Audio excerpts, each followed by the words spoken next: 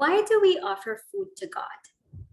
When we do puja, whether a simple or elaborate one, we offer what is called naivedyam. Naivedyam to the deity or to the guru. And naivedyam is food, some eatables, something that we cooked, something that we made, and we offer this. Why do we do this? Does God actually eat food? First, let's think. Our forms of God and Goddess are very, very interesting because they all like different types of food. If we take Lord Ganesha, for example, he loves modaka. Lord Shiva loves milk. Saraswati Devi, she likes to be healthy. She likes fruits and she likes flattened rice. Lord Krishna, of course, butter. Durga Devi likes khichdi. This is what I just found out. So it appears that there's different naivedyam to offer our forms of God and Goddess. And also, scientifically, our temple prasadam matches the season. So for example, we'll see in January, the prasadam for Makar Sankranti is til and gur, right? Sesame laddu. And this is really, really good because it keeps our system warm and it builds our immunity. And what better food to have in the winter than this? So now, does God really eat the food? So let me tell you a story.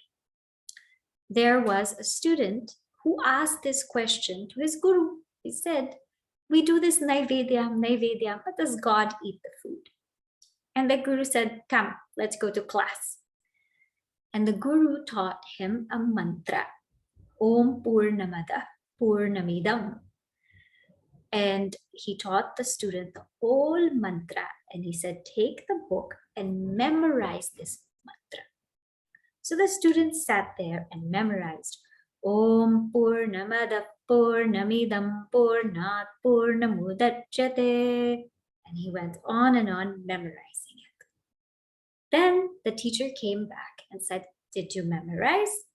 And the student said, yes, I did. And the teacher said, okay, chant it. And so he did. And the teacher said, well, if you memorized it and if all the words are in your mind, then why are they still in the book? And the student looked at him. And the teacher said, just like your mind took the subtle essence of the words, but the gross form of the words were still in the book, they did not change.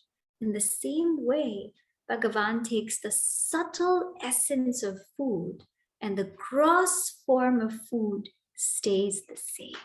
It does not change. So yes, God, Goddess, takes the subtle essence of that food, but the gross form does not change. What happens is that naivedyam then is taken and becomes prasada. Prasada, which is offered to everybody to eat and share. Now, a little bit more about this act of offering. Why should we do this act? What's so special about it? There are three main reasons. The first one is gratitude. Many times a day, we forget God. We forget our connection with God. We forget to do our sadhana. We forget to think about God. At least in this process, we sit with that food and we offer to God and we say, thank you. Tera tujhko arpan. I offer to you what is actually yours. I offer to you what is yours. Because it's because your grace, of your grace, that this food has come into my plate. We fail to recognize all of the things that happen for one single grain of rice or one glass of milk to come into anyone's plate. For a glass of milk to come into our plate, there's the people in the grocery, there's the people in the trucks delivering the milk, there's the people in the factories, there's the people in the farm, there's the cow itself. And what makes the cow? What makes the brown cow eating green grass produce white milk? That is called God. So everything happens because of God's grace. And it's this moment where we can tell God, thank you for nourishing me, for nourishing me with this food, because everything is yours. I offer to you what is yours. The second reason is service. When we offer that Naivedyam to God, we remind ourselves that this body is not meant to be a superstar. It's not meant to overeat and overfatten and sleep so much and pamper, but it's meant for service. This body is meant for service of God, service of everybody else. And that's why we're here.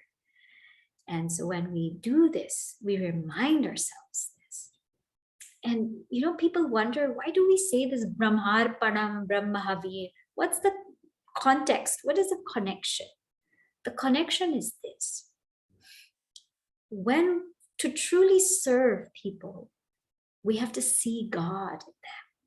And what better reminder to see God in everybody than this mantra, Brahmarpanam. Brahmarpanam Brahmahavihi. This comes in the Bhagavad Gita. It's a shloka rather. It comes in the Bhagavad Gita, chapter 4, verse 24. Brahmarpanam Brahmahavihi. Brahman is that ladle by which we offer, that spoon by which we offer. Brahma Havihi. Brahman is the actual offering itself. Brahmarpanam Brahmahavi. Brahmagnau. Brahman is the fire in which we offer. Brahmana Hutam. And the one who is offering is also Brahman. Brahmeva Tena Gantavyam. That which is attained by all of this is also Brahman. Brahma Karma Samadhina. By the one who sees Brahman in all of their actions. So everything is that one reality. Everything is God. So when we say Brahmarpanam, we are reminded that everything is God.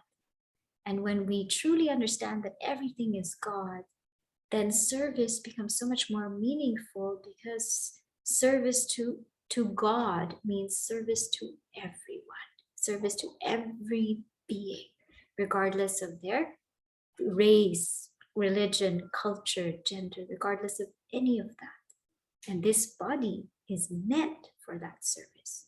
So may I eat so that my body can be nourished, so that I can serve God who lies in everybody. And the third reason is prasada. After that Naivedyam is given, we're meant to take that back and eat it. Eat it and share it as prasada. And what's the beautiful thing about prasada? It's cheerfulness without complaint. It's accepting whatever is given to us. We cannot choose our prasada. We cannot say, I want the apple instead of the orange, or I want that mithai instead of this mithai, or we can't say, I want M&Ms and I don't want Twix.